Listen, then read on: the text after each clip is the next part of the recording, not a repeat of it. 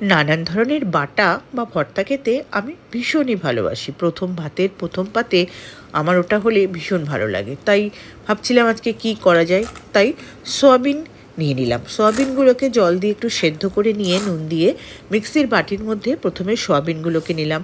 তারপরে ওর মধ্যে বেশ কিছুটা পরিমাণে কাঁচা লঙ্কা আর কিছুটা পরিমাণে রসুন দিলাম। ঝালটা আপনারা যে যেমন খান সেই বুঝেই দেবেন। আর দিলাম ২ চামচের মতো সাদা তিল, পরিমাণ মতন হলুদ, পরিমাণ মতন নুন আর সামান্য একটু মিষ্টি, চিনি।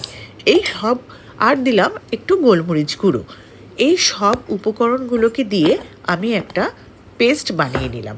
পেস্টটাকে এরকম করে একটা স্মুথ পেস্ট বানিয়ে রেখে নেবেন। জলটা দেবেন না, জল দিলে পাতলা হয়ে যাবে। তারপরে কড়াইতে সর্ষের তেল গরম করে তার মধ্যে কালো জিরা আর শুকনো লঙ্কা ফোড়ন দেবেন। ফোড়নটা যেই পুড়ে উঠবে তখন একটা বড় সাইজের পেঁয়াজ কুচি ওর মধ্যে দিয়ে পেঁয়াজটাকে ভাজা হতে দেবেন। যখন দেখবেন পেঁয়াজটা ভাজা হয়ে এসছে তখন ওর মধ্যে একটা টমেটো কুচি করে দিয়ে দেবেন। সামান্য একটু নুন দেবেন, নুনটা দিলে টমেটোটা সুন্দর নরম হয়ে যাবে। যেই দেখবেন টমেটোটা নরম হয়ে গেছে তখন যে সয়াবিনের পেস্টটা আমি বানিয়ে রেখেছিলাম সেটা ওর মধ্যে দিয়ে দেবেন। পুরো উপকরণগুলোকে দিয়ে তারপরে ভালো করে ওই ভাজা পেঁয়াজের সাথে মেলাতে থাকবেন যতক্ষণ না সয়াবিনের ভিতরে জলটা টেনে শুকনো হয়ে যায়। তেলটা আমি এখানে মোটামুটি দিয়েছি, আপনারা চাইলে আর একটু বেশিও দিতে পারেন।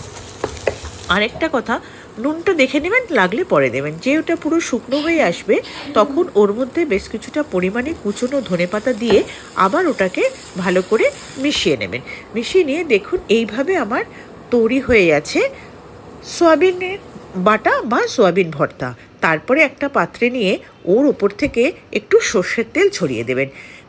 গরম ভাতে যে কি ভালো লাগে খেতে বন্ধুরা, কি বলবো।